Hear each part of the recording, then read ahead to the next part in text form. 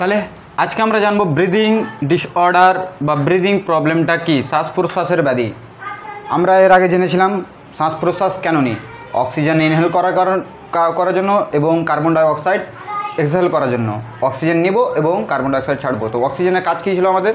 অক্সিজেনের কাজ ছিল গ্লুকোজ এবং অন্যান্য পুষ্টিগুলো থেকে, পুষ্টির উৎস থেকে এটিপির মতো শক্তি উৎপন্ন করা, শক্তিতে পরিবর্তন করা। এর আগেও বলেছিলাম গ্লুকোজ থেকে অক্সিজেনের সাহায্যে এটিপি উৎপন্ন করে, মানে এনার্জি উৎপন্ন করে।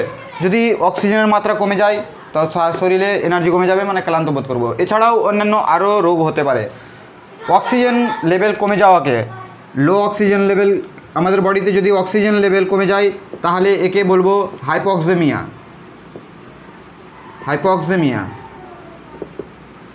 এবার হাইপোক্সেমিয়া যদি হয় তাহলে কি আমাদের বডিতে দেখা দিতে পারে? হাইপোক্সেমিয়া হলে কি দেখা দিতে পারে? তিনটে স্টেপে ভাগ করা যায়। একটা হচ্ছে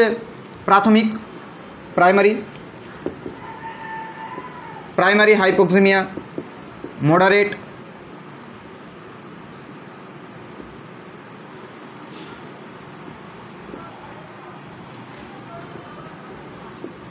হাইপোক্সেমিয়া, একটা তীব্র বা হাই লেভেল। তাহলে প্রাইমারি হাইপোক্সেমিয়া হলে কি হবে? শ্বাসকষ্ট হবে, প্রথমত শরীর ক্লান্ত ভাব হবে, মাথা ব্যথা হবে, হালকা মাথা ঘোরা হবে। এগুলো হচ্ছে প্রাইমারি হাইপোক্সেমিয়া লক্ষণ। মানে কি, প্রাথমিকভাবে যদি অক্সিজেন লেভেল আমাদের বডিতে কমে যায় তো এগুলো লক্ষণ দেখা যাবে। মডারেটের ক্ষেত্রে কি হবে? প্রাইমারি থেকে হালকা বেশি যদি লেভেল কম হয়ে যায়, অক্সিজেন লেভেল কম হয়ে যায়, তাহলে আমাদের কি দেখা দেবে? কনফিউশন দেখা দেবে, মানে বিভ্রান্ত হয়ে যাওয়া, কি করছে না করছে বুঝে না উঠতে পারা, কনফিউশন হয়ে যাওয়া, এজিটেশন হওয়া, মানে রাগ উঠে যাওয়া, সবসময় রাগ উঠে যায়। যদি অক্সিজেন লেভেল কমে যায় তাহলে এগুলো দেখা দিতে পারে।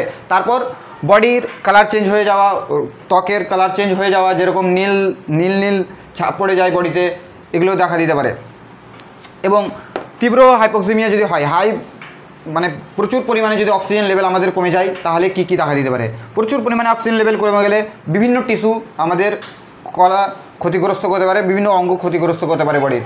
তার মধ্যে সাধারণত ব্রেন এবং হার্ট, হৃদয় এবং মস্তিষ্ক, এই দুটাতে বেশি প্রভাব ফেলে। তাহলে কি হতে পারে? হার্ট ফেলিয়ার হতে পারে, তারপর মস্তিষ্ক ডেথ হয়ে যেতে পারে, যেমন কোমাতে চলে যেতে পারে, এবং মানুষের মৃত্যু পর্যন্ত ঘটতে পারে। এটি হচ্ছে অক্সিজেন লেভেল কমের জন্য কি হতে পারে দেখলাম। এবার লাংস প্রবলেমের জন্য বা ফুসফুসির ব্যাধি, ফুসফুসির রোগ কি ধরনের হতে পারে তা আমরা জেনে নিই। শর্ট টাইমের মধ্যে জেনে নিই কি রোগ হতে পারে। তাহলে কিছু শ্বাসগঠিত রোগের ব্যাপারে জেনে নিই। অ্যাস্থমা, সিওপিডি, নিউমোনিয়া, সিওপিডি বা chronic obstructive pulmonary disease, pneumonia, pulmonary embolism, anxiety and panic attack, allergies, respiratory infection, heart disease, sleep apnoea, upper airway obstruction, croup and epiglottitis, lung cancer, anaemia, intestinal lung disease, স্টাফিনোস। এগুলো কাকে বলে জেনে নিই। Asthma বা হাঁপানি কাকে বলে? হাঁপানি হচ্ছে একটি ফুসফুস ঘটিত রোগ। এর আগে জেনেছিলাম লাংস, আমরা এর আগে জেনেছি লাংসের মধ্যে অ্যালভিওলাই থাকে,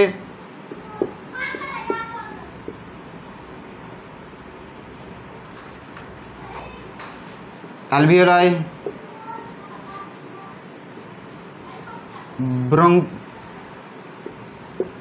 ব্রঙ্কাস,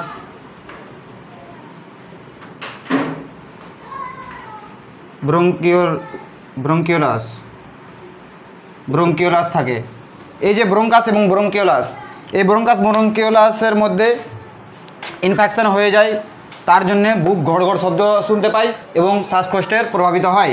এই জিনিসটাকে বলা হয় হাঁপানি বা অ্যাস্থমা। সিওপিডিটা কি? সিওপিডি হচ্ছে ক্রনিক অবস্ট্রাকটিভ পালমোনারি ডিজিজ। এর অর্থ এটি হচ্ছে ধীরে ধীরে ক্রমবর্ধমান বাড়তে থাকে। এটি যদি ঠিক না করা যায় আস্তে আস্তে এই রোগটা বাড়তে থাকে, শ্বাসকষ্টটা বাড়তে থাকে এবং এটি সাধারণত বুক জ্বালা করে এবং শ্বাসকষ্ট হয়। এটি সাধারণত ধূমপানের জন্য হয়ে থাকে। সিওপিডি বা chronic obstructive pulmonary disease. Pneumonia তো সাধারণ সবাই আমরা মুখে শুনেছি নিউমোনিয়া হয়ে গেছে। নিউমোনিয়াটা কি? নিউমোনিয়াটা হচ্ছে ইনফেকশান, ব্যাকটেরিয়াল ইনফেকশান হতে পারে, আদারও ইনফেকশান। সাধারণত ব্যাকটেরিয়া ঘটিত ইনফেকশান হয়। ব্যাকটেরিয়া ঘটিত ইনফেকশানের জন্যই নিউমোনিয়াটা হয়ে থাকে এবং বুক জ্বালা করে এবং শ্বাসকষ্ট প্রভাবিত হয়। Pulmonary embolism. পালমোনারি এম্বোলিজম কাকে বলে? এই যে ফুসফুসের মধ্যে রক্ত জমাট বেঁধে যায় এবং রক্ত প্রবাহ হতে বাধা দেয়, এই কারণেই শ্বাসকষ্ট এবং বুক জ্বালা করে, একে বলা হয় পালমোনারি এম্বোলিজম। অ্যাংজাইটি বা প্যানিক অ্যাটাক। ফুসফুসে ঘটিত রোগের জন্য এই যে অ্যাংজাইটি বা প্যানিক অ্যাটাক, হঠাৎ করে বিভ্রান্ত হয়ে যায়, হঠাৎ করে ভয় খেয়ে যাওয়া, আতঙ্কিত হয়ে যাওয়ার পর যখন শ্বাসকষ্ট যে উঠে যায়, হঠাৎ করে আতঙ্ক হয়ে গেলে এবং শ্বাসকষ্ট যদি হয়, এটাও একটা রোগ। এই রোগটাকে বলা হয় অ্যাংজাইটি বা প্যানিক অ্যাটাক। অ্যালার্জিক রিয়াকশানের জন্য যে বুক জ্বালা করে এবং শ্বাস নিতে কষ্ট হয়, শ্বাস প্রশ্বাস নিতে কষ্ট হয়, তাকে বলা হয় অ্যালার্জিস। Respiratory infection.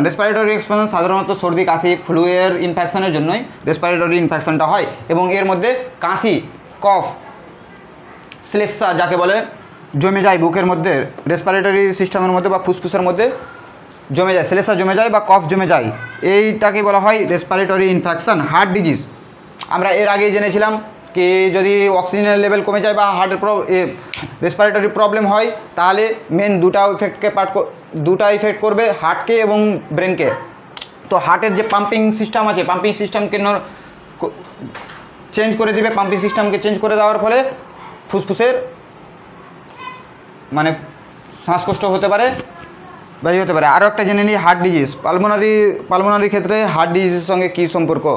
এই যে পালমোনারি ডিজিজ কখন হয়? যখন বেশি স্মোক করি বা ধোঁয়াযুক্ত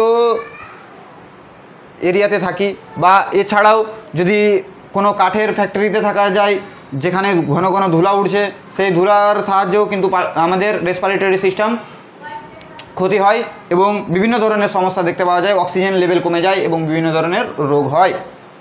তাহলে হার্টও ইফেক্ট করতে পারে এর ক্ষেত্রে, ব্রিদিং প্রবলেমের ক্ষেত্রে, ফুসফুসের অসুবিধার ক্ষেত্রে হার্টও প্রবলেম করতে পারে।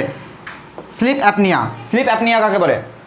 স্লিপ অ্যাপনিয়া ঘুমের মাঝখানেই শ্বাস প্রশ্বাস বন্ধ হয়ে যায় এবং আবার চালু হয়ে যায়, এই যে কার্যকলাপ চলে, এই প্রবলেমটাকে বলা হয় স্লিপ অ্যাপনিয়া।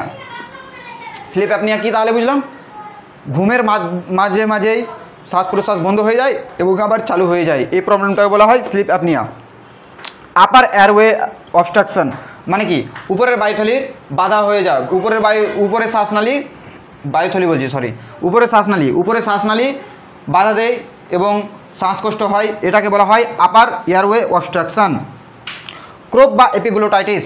এই যে বলেছিলাম শ্বাসনালীতে যাওয়ার আগে ল্যারিংসের শ্বাসনালীর প্রবেশপথের উপরে এপিগ্লোটিস নামক একটি অংশ রয়েছে। এই এপিগ্লোটিস নামক অংশতে যখন ইনফেকশন হয়ে যায় তখন তাকে বলা হয় এপিগ্লোটাইটিস। এটি সাধারণত বাচ্চাদের ক্ষেত্রে বেশি দেখা যায়। তারপর হচ্ছে লাং ক্যান্সার। ফুসফুসের ক্যান্সার হয়ে যায়। ফুসফুসের ক্যান্সার হলে ফুসফুসের কার্যকলাপ চেঞ্জ হয়ে যাবে এবং অনেক রকম ফুসফুসের প্রবলেম দেখা দেবে। এনিমিয়া মানে রক্তাল্পতা বা আরবিসির ডাউন। আরবিসির সঙ্গে আবার ফুসফুসের কী সম্পর্ক আমরা জেনে নিই। অক্সিজেন সাধারণত রক্তের মাধ্যমে, আমরা জেনেছিলাম এর আগে রক্তের মাধ্যমে অক্সিজেন আমার পুরো বডিতে পৌঁছায়, কিন্তু রক্তের মধ্যে যে আরবিসি আছে, আরবিসি আমাদের সাধারণত অক্সিজেনকে ট্রান্সপোর্ট করে, অক্সিজেনকে নিয়ে যায়। তো অক্সিজেন যদি আরবিসি কমে যায় তাহলে অক্সিজেন নিয়ে যেতে অসুবিধা হবে এবং শ্বাসকষ্ট হবে। তার জন্য এনিমিয়ার জন্য ফুসফুসের প্রবলেম হতে পারে, কারণ আরবিসি বা রেড ব্লাড সেল বা লোহিত রক্তকণিকা আমাদের অক্সিজেনকে প্রবাহিত নিয়ে যায়। ইন্টারস্টিশিয়াল লাং ডিজিজ হচ্ছে বহু ব্যাকটেরিয়াল ইনফেকশনের জন্য এই ডিজিজটা হয়। এবং এর জন্য শ্বাসকষ্ট হতে পারে। স্টাফিনস বা নাক বন্ধ হয়ে যাওয়া, যদি নাক বন্ধ থাকে তাহলেও শ্বাস অসুবিধা হয়, শ্বাস নিতে অসুবিধা হবে এবং শ্বাসকষ্ট দেখা দিতে পারে। তাহলে এই 15 মতো সাধারণত 15 মতো প্রবলেমটা জানলাম এবং এর বিস্তারিত এক একটা টপিক নিয়ে, এক একটা ডিজিজ নিয়ে কিভাবে হয়, কেন হয়, কিভাবে হয়, আরও এক্সপ্লেনেশনে পরে স্টেপে জানবো। কিন্তু এখানে শর্ট টাইমের মধ্যে আমরা জেনে গেলাম কি 15 মতো কী কী ডিসঅর্ডার হতে পারে, শ্বাসকষ্টের মধ্যে কী কী প্রবলেম হতে পারে এবং কাকে কী কী বলে। তো বন্ধুরা, আজকে এই পর্যন্তই, ধন্যবাদ।